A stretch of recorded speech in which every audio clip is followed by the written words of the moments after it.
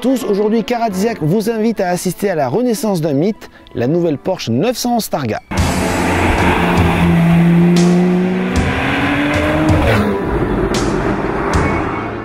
Cette nouvelle génération de 911 Targa est basée bien sûr sur la dernière 911 apparue il y a 2 ans, et contrairement à l'ancienne, il ne s'agit pas du 911 avec un toit vitré, mais bel et bien d'un modèle à part entière, puisqu'on retrouve des éléments des Targa originelles, comme par exemple l'arceau gris signé Targa des toutes premières du nom, mais également d'une partie arrière qui se déploie grâce à une cinématique qui demande 20 secondes pour se déployer et qui nécessite d'avoir pas mal de place puisque la partie arrière dépasse de la voiture.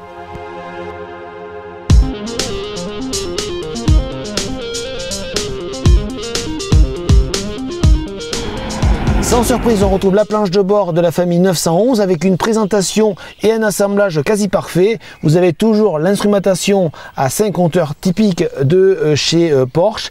Les plus observateurs auront remarqué les places à l'arrière. Autant le dire tout de suite, c'est vraiment du dépannage. Soit vous êtes maso, soit alors vous adorez Porsche. Il n'y a pas de place au niveau des jambes, ni au niveau de la garde-toit. Par contre, c'est très pratique si vous avez des bagages à charger.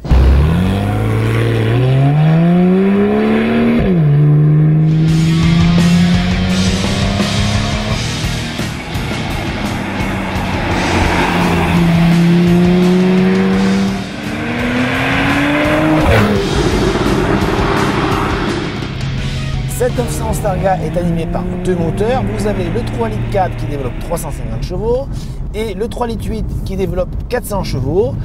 Des motorisations qui peuvent être couplées à la boîte PDK. C'est aujourd'hui le cas pour notre version 3,8 litres qui développe donc, comme je disais, 400 chevaux et qui a des performances de tout premier plan, une vitesse maximale de près de 300 km/h, un 0 à 100 en battu en 4 secondes 4. Autant dire tout de suite que c'est une voiture à haute émotion et à haute performance.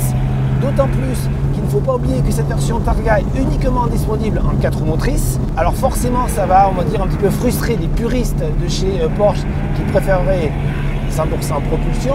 Et ça permet d'augmenter la diffusion de cette version Targa qui s'avoue très sécurisante dans toutes les conditions. Il permet des vitesses de passage en virage quasiment inavouées.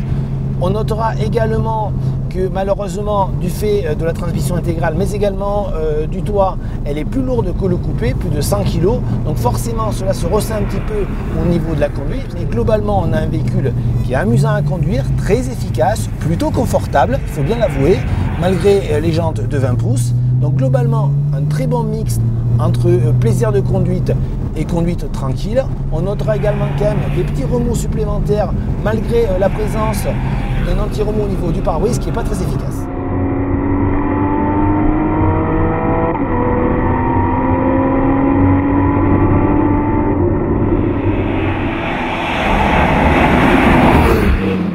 Avouons-le, cette Targa n'est pas la 911 la plus sportive, la plus efficace, la plus légère, mais elle a quelque chose en plus, une touche d'exclusivité qui nous fait dire que s'il faut acheter une 911, c'est celle-ci, puisqu'elle mélange le coupé et le cabriolet. Et cette touche d'exclusivité a bien sûr un prix, ils sont relativement élevés puisqu'ils sont compris entre 111 300 € et 126 200 €. Autant le dire tout de suite, c'est plus cher que le coupé, mais pour nous, ça les vaut.